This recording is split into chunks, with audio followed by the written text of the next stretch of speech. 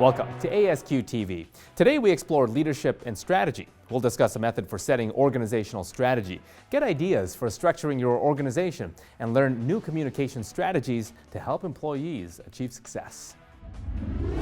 Many strategists agree that a top-down management approach isn't an effective way of achieving organizational results, but many organizations still use this strategy.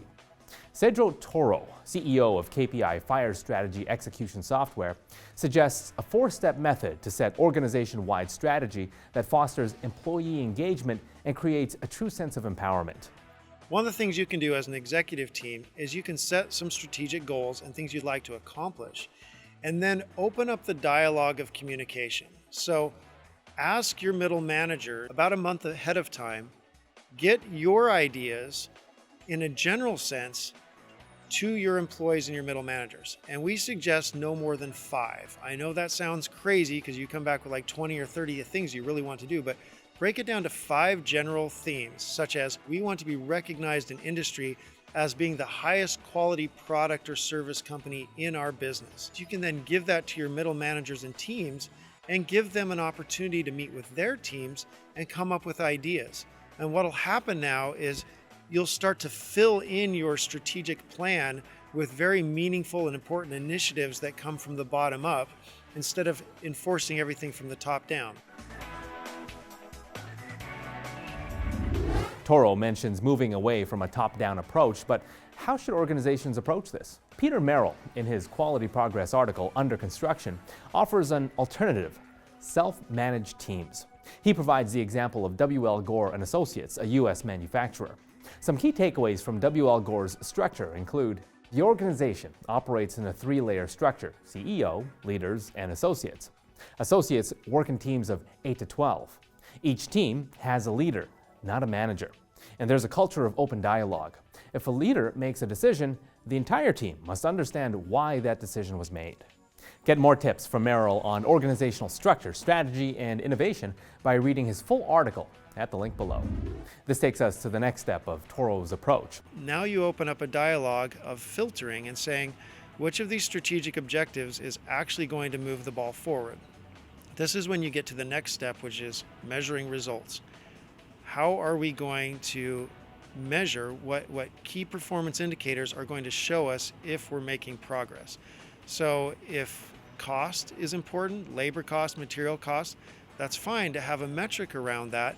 You need to decide that up front and then help your team contribute to the idea pool of what things can we work on this year that are going to help us with our costs. Now, the final step in the process is making a visual connection between the goals you established, the metrics that you're going to use to measure your results, and finally, the project work that your teams are going to work on to achieve those goals.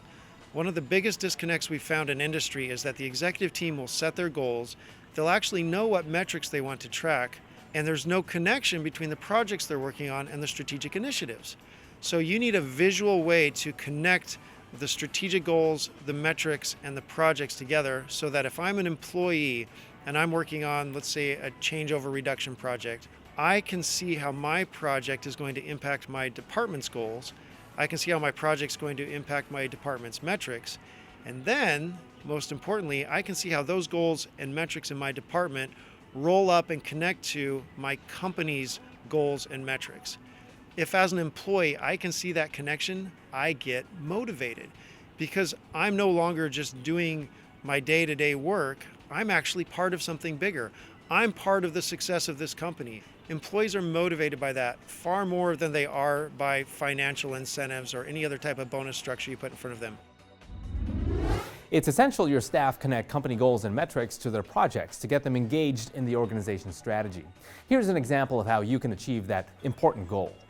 North Bay Regional Health Centre in Ontario, Canada employs large display boards to make strategic data visible to the hospital's front lines. One side of the board displays the organization's strategic objectives and the metrics that'll help move those objectives forward. Sumit Kumar explains. It is so critical and crucial because if the frontline do not understand that linkage of how their work is going to impact the strategy of the organization, it loses its purpose. Here what we've done is really bringing together the frontline and their understanding of what is it that as a team that we are all working towards same goal, same vision, and how they contribute as a part of that to the larger vision of the organization. The other side of the board displays the huddle component, how the teams will come together and talk about their daily work to support the organizational strategy and objectives. The boards are displayed in hallways where everyone, from doctors to patients and their families, can view them. Nancy Jacko explains the benefits. They can look at the initiatives that are being done, how we're doing on those particular metrics, and can ask questions. So everyone is involved all the way through and welcome in making a quality improvement. Well, that's all for this episode of ASQ TV. Join us next time when we discuss Lean versus Six Sigma.